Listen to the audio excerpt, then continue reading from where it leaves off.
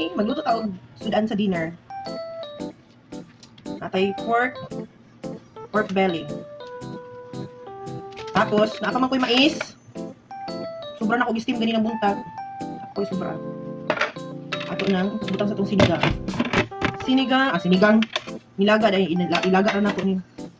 Ilaga na nato ni ato ang pork nilaga. Sahog, natay gulay, natay talong, then kini cabbage. So isagol sa turong nilagang pork. Siyempre, natong pampalakas ang sili. Sugay kong kaon si Diyos lang. Pag-usapon ng sili. Uy, kadlok. So ato sang i-prepare ang mga sahog. See you later. So let's start cook na nilagang pork dahil. So na natin tubig, isang balding tubig. Then, pabukalan na to. Wait lang. So ready na ato ang sahog, atong lamas, the bombay, luya and the sili. Then, corn, the talong, then syempre the cabbage. Ang ato ang pork belly. May bukels na akong gion ang suga ba? Hayag or ngit mo? Duwang ka na. Naay kahayag na may. Awa, Miming!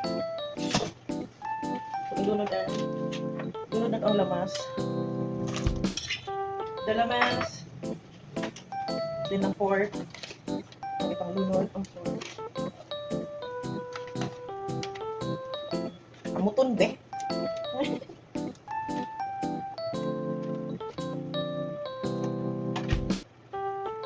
Lunod na to ang pork, ang lamas, then syempre, ang mais.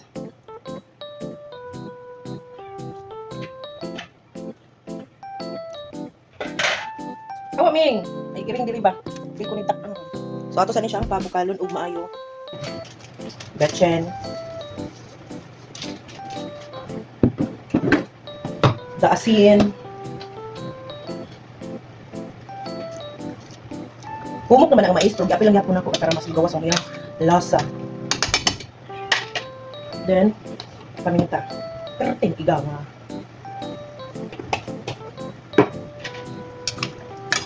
So, ato na ning laton nga mabukal o maayo. Grabe nang bukal-bukal sa tuang sabaw.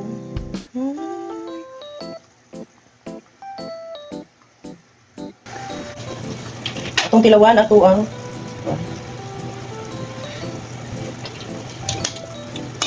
na ang karni atong humok na ta. Gahi pa sa ibalik. Gahi pa ang karni. Rocky na yung lasa. Okay. Nalunod na din ako ang talong. Humok na ang karni. Dulo na ito ang cabbage.